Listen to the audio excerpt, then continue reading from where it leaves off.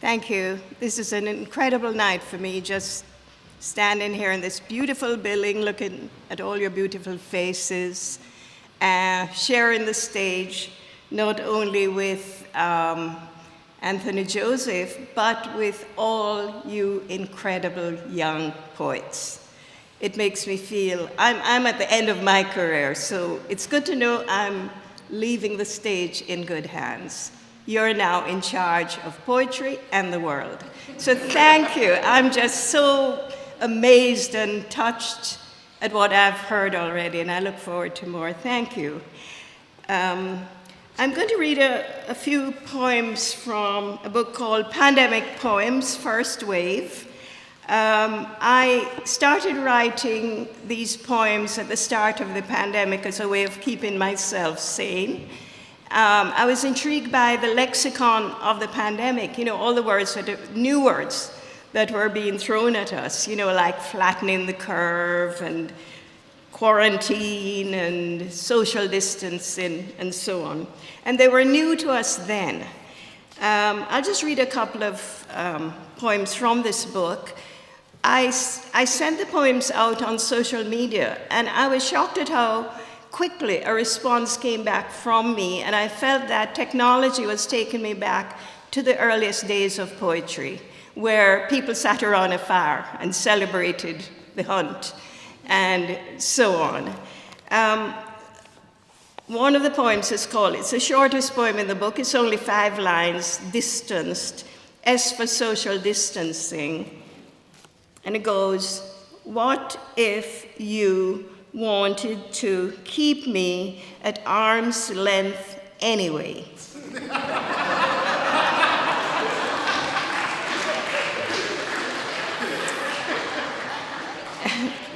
And I'll just read one or two. This is V for vaccine. They're alphabet poems. So, and I do have a poem called B for breathe for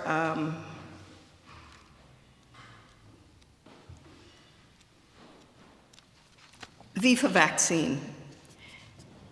How quickly COVID-19 has been upstaged by a more insidious injection of hate into the black body that has gone viral. Boots on the ground and no social etiquette required. Unless there is rigorous commitment to eradicating poisonous infection, no vaccine to counteract this one will ever be found. And I'll leave you with one, which is H for hope. Hope sat back when Pandora opened the box to unleash every evil on mankind.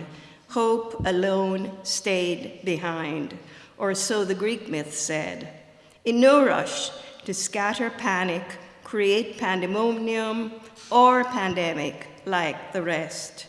Hope is still there inside the box, waiting to be invited.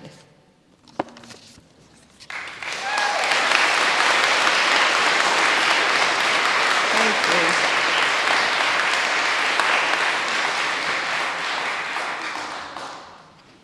I'm a good country girl from Jamaica. I grew up in the bush.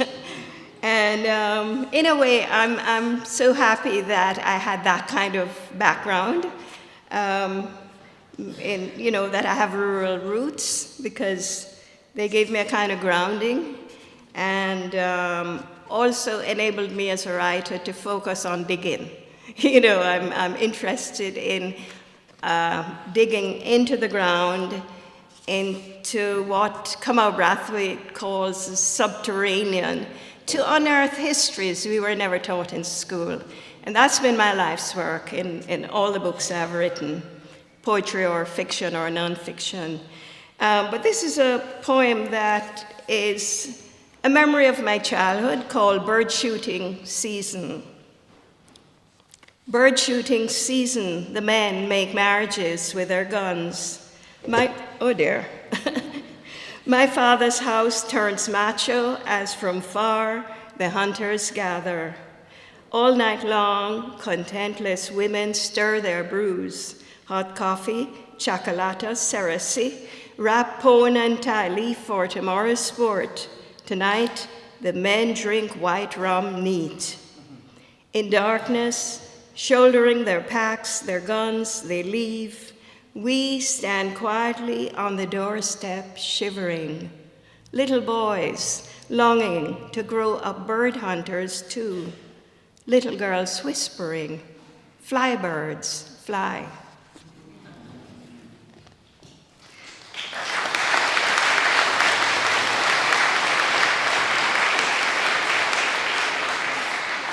Thank you. One of the things I try or disabuse people of is the notion that poetry has to be about grand things and it has to be written down in a book and so on. And so I write poetry about all sorts of things, including the ordinary and the everyday. And one of my books has a lot about birds, and there's a section called Yard Fowl.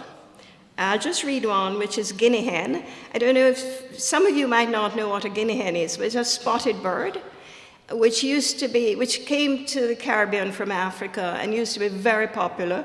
Now they're hardly seen. But anyway, this is guinea hen. In Granny's eyes, our foremost barnyard warrior is not, after all, our fierce rooster or surly turkey gobbler, but mild guinea hen, her badge of office, her spotted feathers. She stands on guard at that barrier they call reputation. For Granny, explicating the difference between good girls and bad always ends her homily with warning as fact, 7 year not enough to watch speckle off guinea hen back.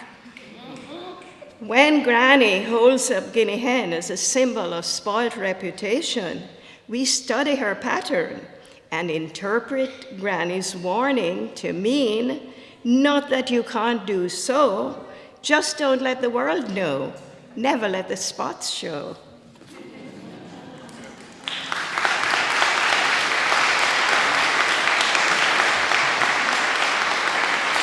Thank you. There are a lot, my book is called Hurricane Watch, and there are a lot of hurricane poems in it.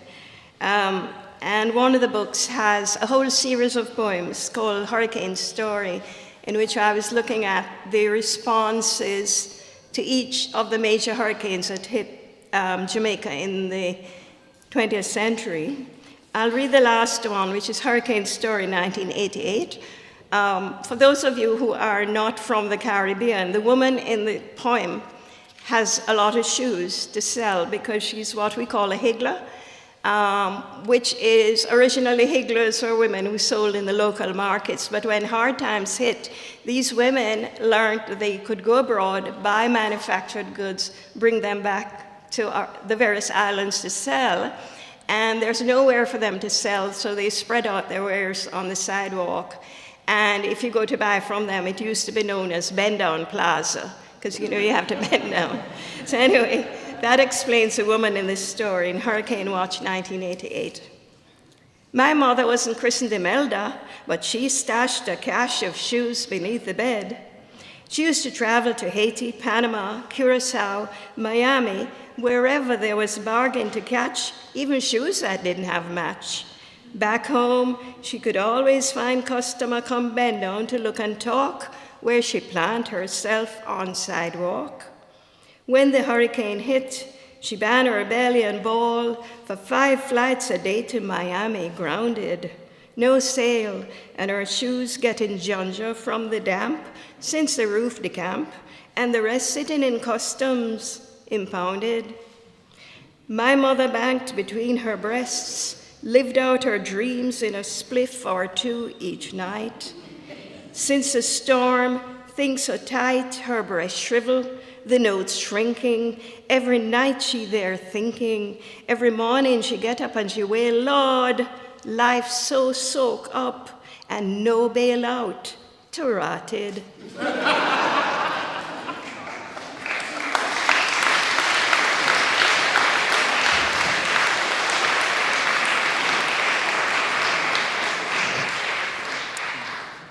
This is on a more serious note, because as I mentioned, I'm interested in history and since childhood in finding out who we are from what I call ground truth, from the experience of the world and the people around us, not just from books, which is book truth. And we need to put the two things together. And in the National Library of Jamaica, there is a huge, huge collection of plantation maps. If you're ever there, they're worth seeing because these were commissioned by the plantation owners. They're not just maps, though. They're really beautiful works of art because apart from the sketch of the plantation, the pictures, they're embellished with scenes and vignettes from plantation life. And Barry Hickman, a historian, there is a book based on these maps called Jamaica Surveyed. And the historian noted that in a sample of these maps, some 25% show the village area as a blank. And that's significant because the Jamaican plantations were huge, with hundreds of people for the most part. And these were the people that made the plantation possible. In fact, there were very few Europeans on the Jamaican plantations. So if the village is erased, that is what it is saying. And so part of my mandate as a writer really is to bring back some of the voices that have been unheard, written out of history, and enable them to speak. So I'm going to read you a poem called Join the Dots, and it's like a ghost story. It's in the voice of a child who is bringing back some of the children from one of these slave villages. So join the dots. We played at Join the Dots, Grandma and me, but never could we win the prize. For I saw pictures she could not see. They said I had clear-seeing eyes. Our house was built on land where once a village stood, where fragments floating in the air sometimes cried out for personhood. They pounded on the rooftop, tore at the gutter. Hush, it is the wind, Grandma said, but I knew better, though I would never utter a word, for I was sworn to secrets. This is where we once lived too, the children said. We'd like to play with you. When I could not sleep for black dots floating, Grandma said, hush, I'll bring you cocoa tea, sweetened with cane sugar and a hint of nutmeg. That will calm you down. I tried to share it with my ghostly friends who said they lived in land snail shells and sailed all night the village round. Their old ones said, no, you drink up, child, for this our bodies turn to dust, ground into fields of sugarcane, of cocoa walks, of nutmeg groves. Drink in remembrance of us. I drain the cup. The cocoa, cane sugar, the nutmeg touched me so sweetly, I'd sleep long, sleep deeply.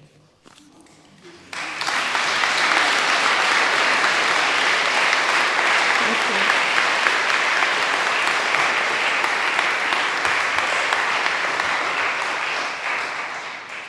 Thank you. I'm going to end by reading a very long poem that I read at all of my readings, because it really encapsulates much of what I do. And I regard the year 1492 as seminal. A lot of my work deals with that encounter between Europe and the New World, because I think 1492, when Columbus landed on Caribbean shores, set in motion a chain of events that we have not even come to grips with yet. Part of it was establishing the inequality of races. People are perhaps not aware that there had to be a debate in Spain to determine if the indigenous people that Columbus met, the Taíno, were human. And they became human only when they were baptized as Catholics, but that's another thing. So a lot of my work is involved, I've done a lot of research on the indigenous people and so on, as well as, I'm interested in everything that contributes to making us who we are, and this is part of it. So this poem is called Meditation on Yellow, and it's in two parts. The first part, the speaker is an indigenous person, a Taino, addressing a conquistador. And the second part deals with contemporary life, and it's probably a hotel worker. And this is a color poem. Gabriel Garcia Marquez, the Colombian Nobel laureate, who considers himself a Caribbean man, he was asked what was his favorite shade of yellow, and he said, the yellow of the Caribbean, seen from Jamaica at 3 in the afternoon.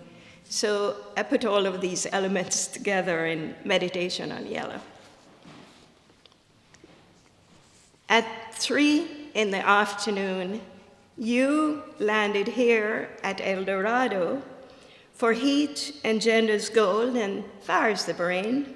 Had I known, I would have brewed you up some yellow fever grass and arsenic, but we were peaceful then, childlike in the yellow dawn of our innocence. So in exchange for a string of islands and 2 continents, you gave us a string of beads and some hawk's bells, which was fine by me personally, for I have never wanted to possess things. I prefer copper anyway. The smell pleases our Lord Ukahuna, our mother Atabyra. It's just a copper and gold hammered into one end, worn in the solar pendants favored by our holy men, fooled you into thinking we possessed the real thing. You were not the last to be fooled by our patina. As for silver, I find that metal a bit cold. The contents of our minds I would have let you take for one small mirror to catch and hold the sun.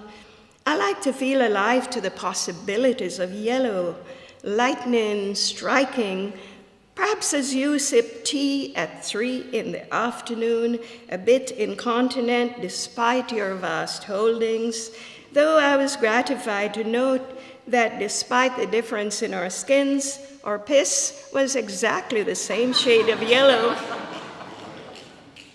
I wished for you a sudden enlightenment that we were not the Indies, nor Cathay, no yellow peril here, though after you came plenty of bananas, oranges, sugarcane. You gave us these for our maize, pineapples, guavas. In that respect, there was fair exchange, but it was gold on your mind, gold the light in your eyes, gold the crown of the Queen of Spain who had a daughter, gold the prize of your life, the crowning glory, the gateway to heaven, the golden altar, which I saw in Seville 500 years after. Though I couldn't help noticing, this filled me with dread. Silver was your armor, silver the cross of your Lord, silver the steel in your countenance, silver the glint of your sword, silver the bullet I bite, golden the weeds, the maca, which mark our passing, the only survivors on yellow-streaked soil. We were the good Indians, the red Indians, the dead Indians. We were not golden, we were a shade too brown.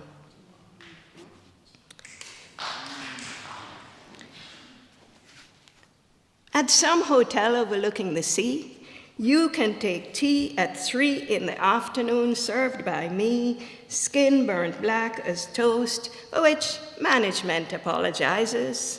But I've been traveling long across the sea in the sun hot. I've been slaving in the cane rows for your sugar. I've been ripening coffee beans for your morning break. I've been dallying on the docks, loading your bananas. I've been toiling in orange groves for your marmalade. I've been peeling ginger for your relish. I've been chopping cocoa pods for your chocolate bars. I've been mining aluminum for your foil. And just when I thought I could rest, pour my own, something soothing like fever grass and lemon. Cut me 10 in the kitchen, take 5. A new set of people arrive to lie bare-assed in the sun, wanting gold on their bodies, cane rose in their hair, with beads, even bells, so I serving them. Coffee, tea, cock soup, rum, red striped beer, sensimilla, a cane row in the hair with my beads. But still they want more, want it strong, want it long, want it black, want it green, want it red. Though not quarrelsome, I have to say, look, I'm tired now. I give you the gold, I give you the land, I give you the breeze, I give you the beaches, I give you the yellow sand, I give you the golden crystals, and I reach a stage where, though I'm not impolite, I have to say, lump it or leave it. I can't give anymore. For one day before I die from 500 years of servitude, I due to move from kitchen to front veranda, overlooking the Caribbean Sea, drinking real tea with honey and lemon, eating bread, lightly toasted, well buttered with civil orange marmalade. I want to feel mellow in that 3 o'clock yellow. I want to feel, though you own the silver tea service, the communion plate, you don't own the tropics anymore. I want to feel you cannot take away the sun dropping by every day for a chat. I want to feel you cannot stop yellow maca bursting through the soil, reminding us of what's buried there. You cannot stop those street gals, those treges, Alamanda, Cassia, Pui, Golden Shower, flaunting themselves everywhere. I want to feel you cannot tear my song from my throat. You cannot erase the memory of my story. You cannot catch my rhythm, for you have to born with that. You cannot comprehend the magic of anacondas changing into rivers like the Amazon, boas dancing in my garden, arcing into rainbows, and I haven't had a drop to drink yet. You cannot reverse Bob Marley wailing, making me feel so mellow in that Caribbean yellow at 3 o'clock any day now. Thank you.